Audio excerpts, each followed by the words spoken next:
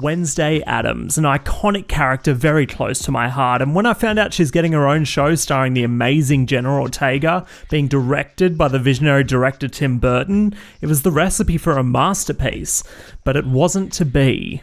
Before I get into it, I just want to say that if you enjoyed Wednesday, great. I'm actually jealous of you because I personally really wanted to enjoy this. I really did. But in my opinion, it's so flawed and untrue to Wednesday as a character that I just couldn't have a good time. Maybe I'm not the target audience anymore and I'm just the old man shaking his fist at clouds. You could argue that the Addams Family is really made for kids, but with the heyday of the Addams Family being in the childhood memory of 90s kids, that's the audience I feel they should be playing to. This franchise means way more to them than young teens whose first impressions of the family will be this show. Let's start with Tim Burton. Burton is one of my all-time favourite directors. Edward Scissorhands, Beetlejuice, Batman, Sweeney Todd, Charlie and the Chocolate Factory, all of these I've seen countless times, and in the mid-2000s I was under the impression he could do no wrong because, well, he never missed. But as soon as we entered the 2010s, he kind of lost his edge when he was working with Disney. They obviously kept him on a tight leash, and his Disney projects were missing that fantastical comedy with a horror edge that he was known for.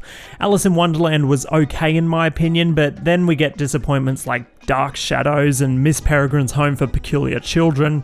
Big Eyes was kind of a nice change of pace for him, but nowhere near what we've seen from him in the decade prior.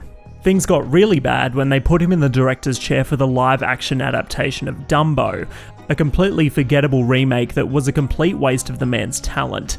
After enough time had passed where we finally got the bad taste of the Burton-Disney partnership out of our mouth, Burton finally broke free. He's actually confirmed he has no intention to work with the studio again after his experience directing Dumbo.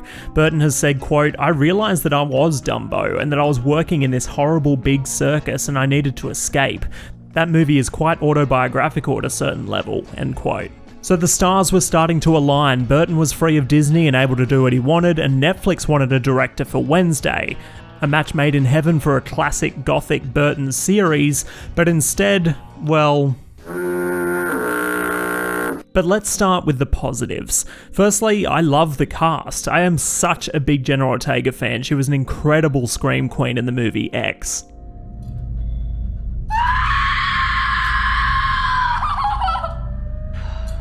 And she really is cementing her horror icon status by embodying Wednesday perfectly. The look, the not blinking, and even her cadence couldn't be more perfect. Catherine Zeta-Jones and Luis Guzman as Morticia and Gomez, perfect casting. And don't even get me started on Gwendolyn Christie. I'm so glad she's getting more and more roles and getting the recognition she so rightfully deserves. It was actually kind of funny how astronomical the height difference was between her and Jenna. Christina Ricci, of course, known for playing Wednesday in the 90s movies, does a great job playing a much different role here.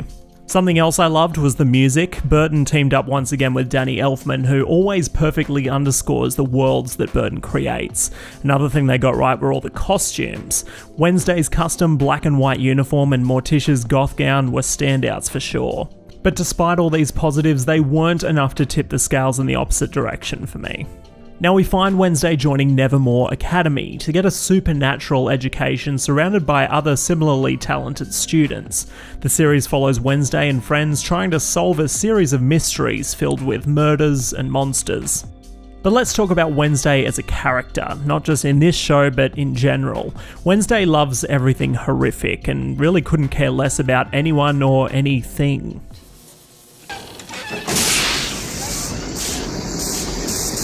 But for some reason, here she selflessly begins passionately investigating mysteries that at first aren't even centered around her. So she's trying to bring justice to those that have done bad things, but also drops piranhas in a pool and later proceeds to torture someone. The double standard just doesn't make any sense to me. Why doesn't she support the corruption of the town and the killer therein? Then she could stay true to her character and become a sort of anti-hero.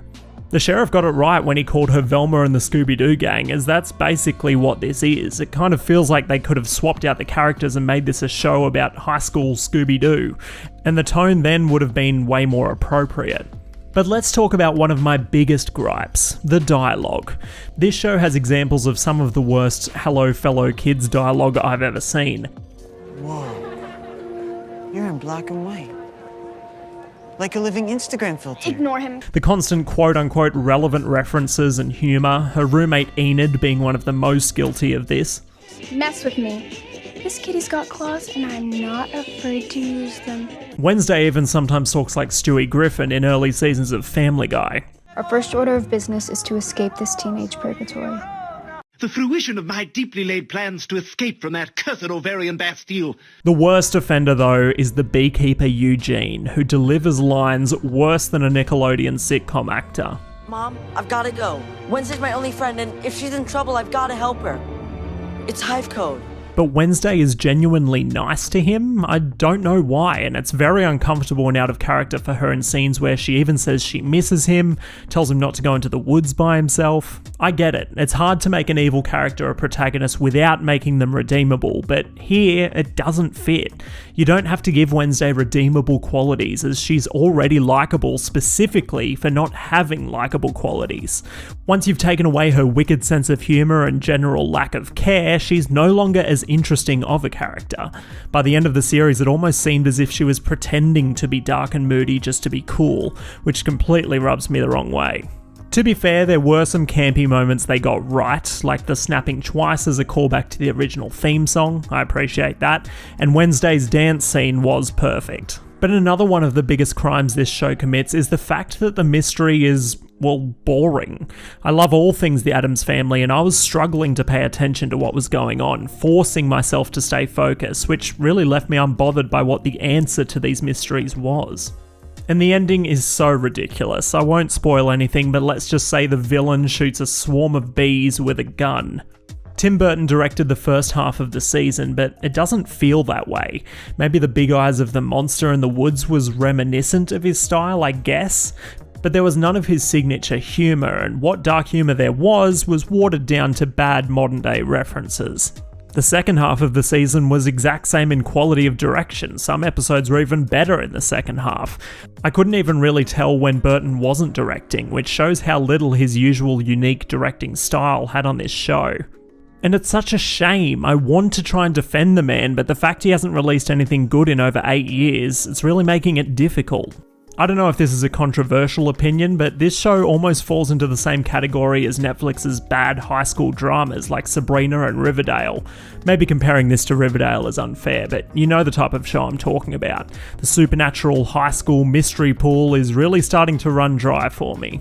And it annoys me because all the pieces were there, the cast, the director, but the writing and direction was all completely wrong and managed to undo the entire thing. This could have been a dark, dread-filled comedic thriller, but instead we got a tween drama with dialogue to match. There have been adaptations of an adult Wednesday spin-off before, unofficial ones mind you, but if they were to do this right, it doesn't even really have to be an R-rated show, as great as that would have been, but just darker, and not this. All of this adds up to what will surely be an even worse season 2 should it get renewed, and by the look of the finale, it definitely will. But am I wrong? Most of the comments I've seen online are overly positive, and I'm just not understanding how people are still enjoying it despite its flaws. Please let me know what you think. I'll be down there in the comments. But if you haven't already, be sure to subscribe for weekly videos covering your favourite movies and TV shows. If you subscribed during this video, then welcome aboard, and if you had a good time hanging out, then spank that like button. This is Matt Rogers, and that is all.